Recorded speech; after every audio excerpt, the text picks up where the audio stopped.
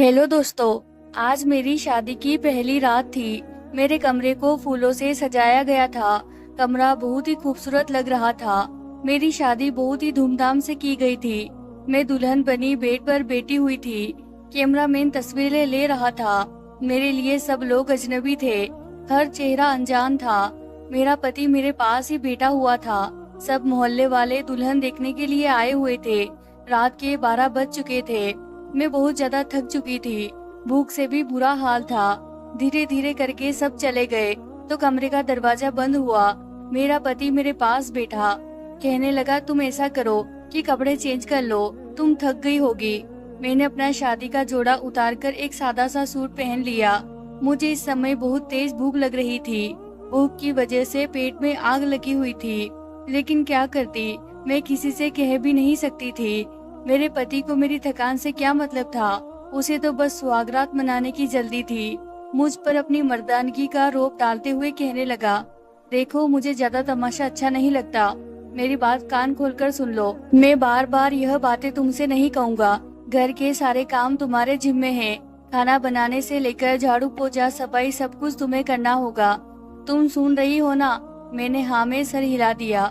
मैं सोच रही थी कि मेरा पति मुझे कोई गिफ्ट देगा, कोई मोहब्बत भरी वाली बात करेगा, लेकिन उसे तो मुझसे काम करवाने की जल्दी थी। शादी के दिन गुजर गए।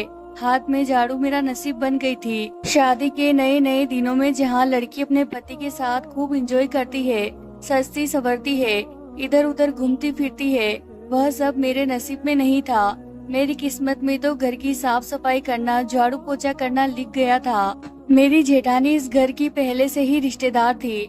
मेरे ससुर के दोस्त की बेटी थी, लेकिन मैं तो घेरों से ब्याह कर लाई गई थी। मैं नई दुल्हन पूरे दिन घर का काम करती और जब थक कर टूट जाती तो रात को पति के नखरे उठाती। मेरा पति मुझसे बहुत सख्त लहजे में बात करता था। रात को डिनर हुआ, सब अपने कमरे में चले गए। मैं भी अपने पति के पास बैठ गई और कहने लगी, शादी को 3 महीने गुजर गए हैं, आप मुझे कहीं बाहर घुमाने नहीं लेकर गए। मेरा पति मेरी तरफ देखकर कहने लगा, घूमने का मतलब कहाँ जाना है तुम्हें? उसने इतने रूखे शब्दों में मुझे पूछा कि मैं डर गई थी। मैं कहने लगी, आप क्यों इतने गुस्से से मुझसे बात करते हैं? पति ने टीवी देखते हुए कहा, जाओ मेरे कपड़े प्रेस करो, मेरा दिमाग खराब मत करो। मेरा सारा दिन का थका हुआ हूँ। मैं अपने पति के पैरों की तरफ बैठ गई। बोली, अच्छा चले आप लेट जाए, मैं आपके पैर दबा देती हूँ। मेरा पति लेट गया। मैं उसके पाँव दबाने लगी। मैं पति के पैरों को अपनी गोद में रखकर सोच रही थी कि मैंने शादी से पहले बहुत दुख देखे थे। मुझे मोहब्बत चाहिए थी, आपका साथ चाहिए था। आप क्यों मेरी आंखों से मेरा दर्द समझ नहीं पाते हैं? असल में मेरी माँ नहीं थी, सौतीली माँ के साथ पलकर जवान हुई थी। और सौतीली माँ कैसा सलूक करती है यह मुझे बोलने की जरूरत नहीं थी। मैंने बहुत दर्द सहे है। सौतीली माँ के हाथों एक जुल्म यह भी तो हो गया था कि मेरी उम्र अभी 20 साल थी और मेरे पति की उम्र 35 साल थी। जैसे उन्होंने मुझसे जान छुड़ानी हो सो छुड़ा ली थी। मैं अपने पति के पैरों के पास लेटी हुई थी और बस अपने पति के प्यार के 2 शब्दों के लिए तरस रही थी। काश मेरे पति मुझे प्यार से बुलाए, मेरा नाम पुकारे, मुझे प्यार से गले से लगा ले, तो मेरे सारे दुख दर्द दूर हो जाते। सुबह में 4 बजे से पहले ही जाग जाती थी। नाश्ता बनाना सबके लिए मेरी ही जिम्मेदारी थी। मैं अपना दर्द किसी पर जाहिर नहीं होने देती थी। मैं बस अपने घर में खुश रहना चाहती थी। अपने पति की मोहब्बत चाहती थी, पति का साथ चाहती थी। बस अक्सर कभी थकान की वजह से बर्तन नहीं धो पाती थी या झाड़ू टाइम पर नहीं लगा पाती तो सास मुझे ताने सुना देती थी, लेकिन मैं अपने होठों को बंद ही रखती थी। अपने सास के किसी भी बात का जवाब नहीं देती थी। मैं अपने पति से एक दिन कहने लगी, मुझे हर महीने कुछ पैसे दे दिया करे। पति ने गुस्से से मुझे देखा और कहने लगा, पैसे क्यों चाहिए? मैंने बड़े प्यार से जवाब दिया, मैं औरत हूँ ना, मेरी भी कुछ जरूरतें होती है। पैसे पास हो तो कभी बाजार जाओ तो अपने लिए कुछ जरूरी चीजें खरीद सकती हूँ। अब मैं आपके भाई से यह सब बातें कह नहीं सकती। आप मेरे पति है तो आपसे ही मांगूंगी। मेरे पति को ना जाने क्यों मुझसे एक जीत थी। उन्होंने गुस्से में जवाब दिया, देखो मेरे पास फालतू के इतने पैसे नहीं है कि तुमको अलग से पैसे दिया करूँ। अगर तुम्हें किसी चीज की जरूरत हो तो मेरी माँ से कह दिया करो। वह तुम्हें सामान लाकर दे दिया करेगी। मैं अपने पति के पास बैठ गई और कहने लगी, कोई बात नहीं, आप मुझे कुछ भी नहीं दे तो भी मैं आपके साथ बहुत खुश हूँ। बस आप मुझसे प्यार से बात कर लिया करें, मुझे प्यार से आवाज दिया करे, मेरा नाम प्यार से पुकारा करे। भगवान की सौगंध, सब कुछ भूल जाया करूंगी, दिन भर की थकान, पूरे दर्द, बस आप मुझे मोहब्बत से पुकार लिया करे। आप कभी मुझसे प्यार से बात नहीं करते, बस जब देखो गुस्सा ही करते रहते हैं। फिर मैं दोबारा कहने लगी, यह देखो मेरी सालगिरह थी, मैंने आपका नाम अपने हाथ पर मेहंदी से लिखा है। पति ने जैसे ही मेरी हथेली पर अपना नाम देखा तो और भी ज्यादा चिढ़ गया था। मैं इतने प्यार से अपने पति से बातें कर रही थी, लेकिन उधर मेरा पति बड़बड़ा रहा था, कैसी पागल औरत पल्ले पड़ी है। यह कहकर मेरा पति गुस्से से पैर पटकता हुआ बाथरूम में घुस गया। मेरी आंखों से आंसू आ गए। मैं वहीं बेड पर बैठ गई। अगले दिन हमारे घर ईंटों से भरा एक ट्राली आया था। हमारा नया नया घर बन रहा था। हम गांव के रहने वाले थे, वहीं घर बन रहा था। मैं घर के कामों में लगी हुई थी जब मेरे पति ने कहा कि घर के कामों से फ्री हो जाओ, फिर मेरे साथ ईंटें अंदर रखवाने में मेरी मदद करना। मैंने चुपचाप हाँ में सर हिला दिया। घर के काम करके फ्री हुई तो पति के साथ ईंटें अंदर रखने लगी। थकान से बुरा हाल हो गया था, लेकिन मैंने बिल्कुल भी जाही नहीं होने दिया। काम करते करते रात के 3 बज गए थे। दर्द से मेरा बुरा हाल हो रहा था। मेरे हाथ हिला भी नहीं पा रही थी। मेरा पति सो चुका था। मैंने अपने पति को आवाज लगाई कि मेरे हाथों में बहुत दर्द हो रहा है, मेरे हाथों पर बाम लगा दो। मेरा पति मेरी तरफ से करवट लेते हुए बोला, कोई पेन किलर खा लो, मुझसे नहीं लगाया जाता बाम। थोड़ी देर में पति के घराटों की आवाजें आने लगी। मैं जैसे तैसे करके उठी, एक गोली खाई और बेड पर लेट गई। आंखों में आंसू निकल रहे थे। पूरा शरीर थकान की वजह से चूर हो रहा था। सिसकियां रोकने के चक्कर में मैंने मुंह पर तकिया रख लिया था कि कहीं पति की आंख न खुल जाए, फिर वह मुझ पर और भी ज्यादा गुस्सा होता। दर्द की वजह से मैं सो ना सकी। पूरी रात ऐसे ही इधर उधर करवटें बदलते गुजर गई। 4-5 बजे के समय कहीं मेरी आंख लगी। अभी आंख लगे आधा घंटा ही हुआ होगा कि मेरे सांस के चीखने की आवाजें आने लगी।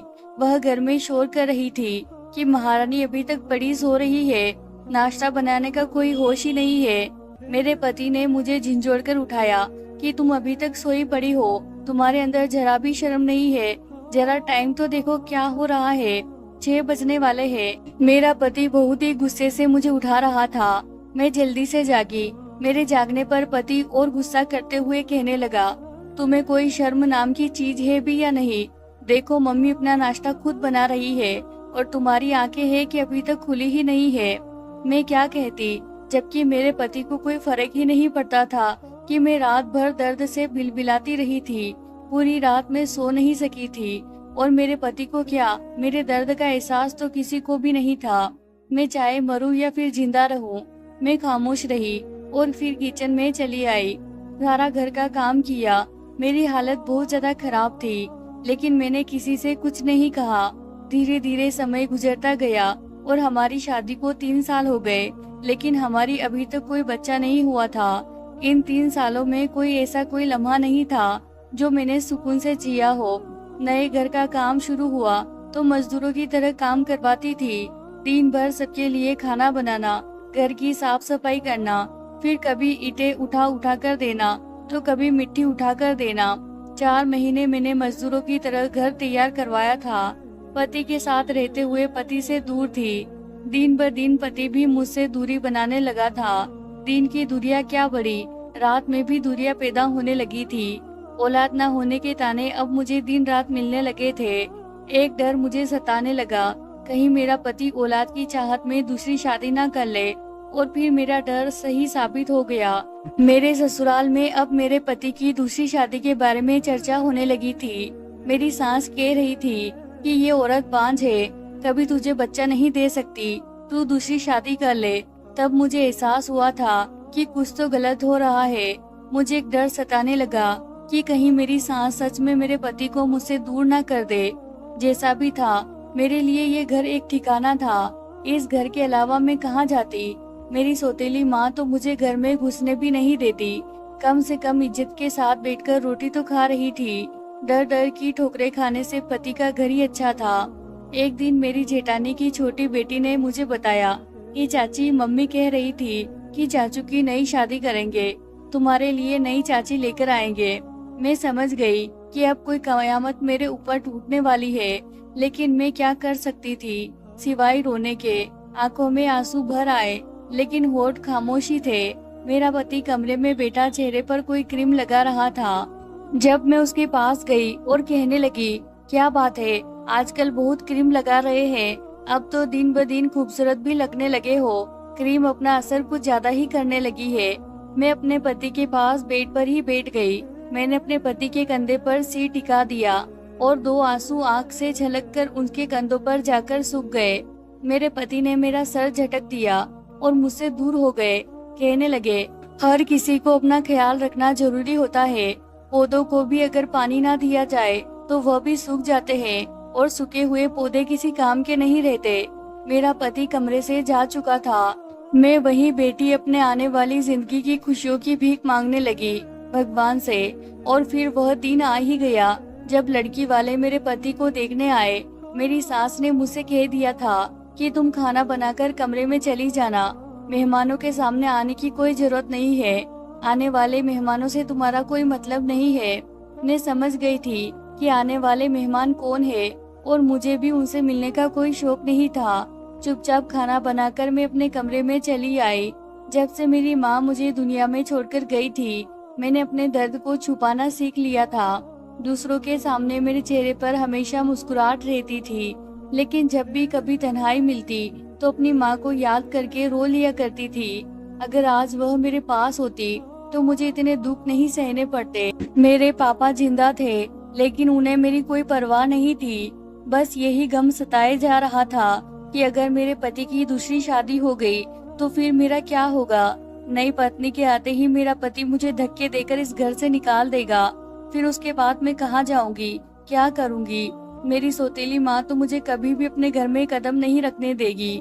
और फिर वह मनहूस दिन भी आ गया था, जिसकी मैंने भगवान से रो रो कर दुआएं मांगी थी कि काश वो दिन कभी ना आए। मेरे पति की दूसरी शादी हुई, वह नई पत्नी ले आया और अब उसी के कमरे में अपनी नई पत्नी के साथ रहने लगा, जिसमें कभी मैं रहती थी। मुझे एक छोटा सा अलग कमरा दे दिया गया। इस घर में महारानियों की कोई औकात तो कभी नहीं थी, अब तो और भी ज्यादा नौकरानी से भी बुरा बना दिया गया था। दूसरी पत्नी के साथ मेरा पति बहुत खुश था, उसके साथ बहुत ही प्यार से बात करता था, उसे घुमाने के लिए बाहर भी लेकर जाता था। पता नहीं मेरी किस्मत ही क्यों खराब थी, माँ बाप के घर भी खुशियाँ नहीं मिली थी, और शादी के बाद पति के घर भी खुशियाँ नसीब नहीं हुई। मेरा वही काम था, दिन भर घर के काम करना, दूसरों का ख्याल रखना, लेकिन मेरा ख्याल रखने वाला कोई नहीं था। मैं धीरे धीरे बीमारियों की चपेट में आती जा रही थी। जब दिल परेशान हो, खाना पीना भी अच्छा ना मिले तो शरीर कमजोर हो ही जाता है। मैं धीरे धीरे बहुत ज्यादा कमजोर हो चुकी थी। अब तो मेरे सर में दर्द भी रहने लगा था, लेकिन मैं कहती तो किसे कहती। मेरा पति तो अपनी नई पत्नी के साथ खुश था। सर में तेज दर्द होने के बावजूद भी घर के सारे काम करने पड़ते थे। नई बहू के सब नाज नखरे उठाते थे, लेकिन पुरानी की तो कोई इज्जत ही नहीं थी। सब उसे घर का फालतू सामान समझते हैं। अब मेरे अंदर और ज्यादा दुख सहने की हिम्मत नहीं बची थी। मैं धीरे धीरे मौत के करीब जा रही थी, और फिर एक रात में अपने कमरे में सोई हुई थी। सर में आज बहुत ही तेज दर्द हो रहा था, किसी भी पल चैन नहीं आ रहा था।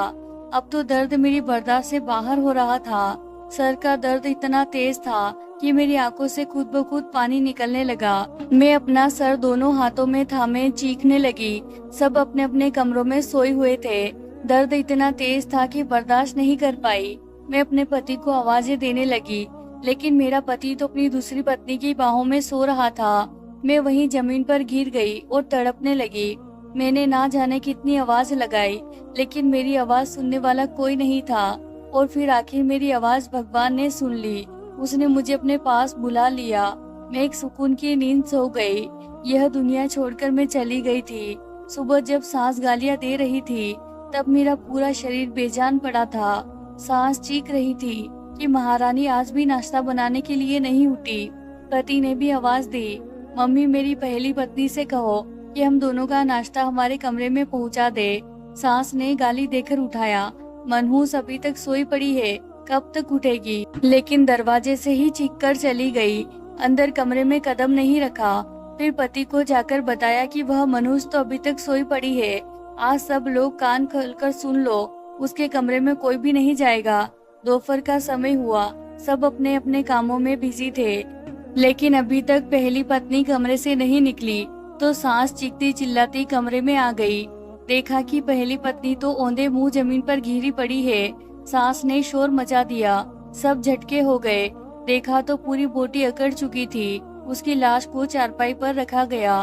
उसके आंसू अभी तक आंखों में से कुछ गालों पर सूख गए थे। सब आपस में बातें करने लगे। अचानक से कैसे मर गई। उन लोगों ने उसका अंतिम संस्कार कर दिया। उस घर में कोई भी आंख ऐसी नहीं थी जिसने उसके लिए एक आंसू भी बहाया हो। अगले दिन से ही सब अपने कामों में ऐसे बिजी हो गए थे कि जैसे घर में कुछ हुआ ही ना हो। कुछ दिन बाद नई बहू उसके घर के कमरे की सफाई कर रही थी। तब उसके कमरे की कुछ रिपोर्ट और कुछ दवाइयाँ मिली थी। देखकर वह हैरान हो गई थी। उसको तो ब्रेन ट्यूमर था और ना जाने कब से वह यह दर्द सह रही थी। साथ में एक डायरी भी थी जिस पर वह अपने सारे दर्द लिखा करती थी। डायरी में कुछ लाइनें तो ऐसी थी जिन्हें पढ़कर रोना आ गया था। डायरी में लिखा था कि मेरा पति हर समय मुझसे रूठा रहता है, मेरी तरफ देखता ही नहीं। आज मैंने सारा दिन मजदूरी की, पति ने मुझे ठंडा पानी पिलाया, आज मैं बहुत खुश हूँ। कभी कभी जब पति मूड में होता है तो कहता है मैं बहुत अच्छी हूँ, लेकिन पता नहीं फिर भी क्यों मुझसे दूर रहता है। आज मैं उसके लिए तैयार हुई, खुद को संवारा था, लेकिन उसने एक बार भी मेरी तरफ नजर उठाकर नहीं देखा। लेकिन फिर भी मैं नाराज नहीं हुई, क्योंकि वह मुझे बहुत डांटता था।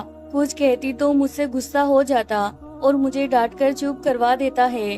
आजकल मेरे सर में बहुत दर्द रहने लगा है। मेरी तरफ तो किसी का ध्यान ही नहीं रहता। मैं खुद ही एक पास के डॉक्टर के पास चली गई। उसने कुछ टेस्ट लिख कर दिए, जिन्हें करवाए तो पता चला कि मुझे एक जानलेवा बीमारी है। लेकिन मैं पति को नहीं बताऊंगी, क्योंकि मेरे पति फिर परेशान हो जाएंगे। हमारा घर बनकर तैयार हो गया। मैंने अपना कमरा बहुत सजाया है, लेकिन मुझे क्या पता था कि मेरे सजाए इस कमरे में कोई आकर रहेगी। मेरे पति की दूसरी शादी करवाई जा रही है। मुझे घर से निकाला तो मैं कहाँ जाऊंगी? मेरा तो कोई है भी नहीं, बस नौकरानी बनकर मरने तक यहीं पड़ी रहूंगी। पति अपनी नई पत्नी से बहुत प्यार करता है। उसे रोज रात को नई नई चीजें लाकर खिलाता है। एक बार मैंने कहा कि मेरा भी मन करता है, मुझे भी कुछ लाकर खिला दिया करो। कहने लगा तुम जाकर बर्तन धो, मेरा दिमाग खराब मत करो। मैंने अपने पति से ऐसा क्या मांग लिया था? उस रात मेरा पति अपनी नई पत्नी के लिए बर्गर लेकर आया था। बस एक बर्गर ही तो मांगा था। आज सुबह से ही मेरी सांसें रुक रही थी। ऐसा लग रहा था जैसा मेरा समय अब पूरा हो गया है। काश मैं अपनी पति की बाहों में मर सकती। काश मेरा पति मेरा दर्द समझता, मुझे सीने से लगा था तो मैं सुकून से मर जाती। मेरे पति, आप अगर कभी मेरी डायरी पढ़े तो खुद को मेरी मौत का जिम्मेदार मत ठहराना। मैं बहुत प्यार करती हूँ आपसे। मैं बस अपने नसीब से हार गई। शायद मेरी किस्मत में खुशियाँ ही नहीं लिखी थी। और हाँ, पागल कहेंगे, एक बर्गर ही तो मांगा था। तुम तो बहुत ही कंजूस निकले, वह भी लाकर दे नहीं सके। अगर ला देते तो तुम्हारा क्या बिगड़ जाता? इसमें डांटने की क्या जरूरत थी? अपनी दूसरी पत्नी का ख्याल रखना, मैं तो नहीं रहूंगी। जब आपके यहाँ कोई बच्चा पैदा हो तो एक बार उसे मेरे फोटो दिखाकर जरूर कहना कि यह भी तुम्हारी माँ थी। जीते जी माँ का शब्द नहीं सुन सकी तो क्या हुआ, मरने के बाद तो माँ का दर्जा मिल जाएगा। अब मुझे बहुत दर्द हो रहा है, अब लिखा भी नहीं जा रहा। मेरा दिल चाह रहा है कि आपके पास आ जाऊं, लेकिन सब कुछ अधूरा रह गया। पत्नी खामोशी से मर गई। पति डायरी पढ़कर बहुत रोया था, लेकिन अब रोने का क्या फायदा? वह बेचारी ना जाने कितना रोई थी, कितना तड़पी थी, लेकिन तब उसकी तड़प किसी ने नहीं देखी थी। तब उसके दर्द को किसी ने महसूस नहीं किया था। अब जो सुकून की नींद सो रही थी, तब उसके लिए उसका पति रो रहा था, लेकिन अब रोने का कोई फायदा नहीं था। अब वह कहाँ लौट कर आने वाली थी? ना जाने कितनी पत्नियां ऐसी होगी जो अपने हमसफर की बेरुखी पर जिंदगी जी रही है, जो दर्द सहती है लेकिन शिकवा नहीं करती। एक लड़की अपना सब कुछ छोड़कर अपने पति के प्यार के भरोसे आती है और जब उसे पति का प्यार नहीं मिलता तो वो अंदर से टूट जाती है। उस लड़की का ध्यान रखे, उसे प्यार दे जो अपना सब कुछ छोड़कर आपके पास आई है। पति के प्यार के बिना एक औरत अधूरी होती है, उसे अधूरेपन की इस मोह से बचा ले। तो प्यारे दोस्तों, आज की कहानी बहुत ही इमोशनल है। सच में इस कहानी को सुनाते हुए मेरे भी आंसू आ गए। तो दोस्तों, अगर आपको कहानी पसंद आई हो तो इसे जरूर लाइक कीजिए। चैनल को सब्सक्राइब करना बिल्कुल ना भूलें।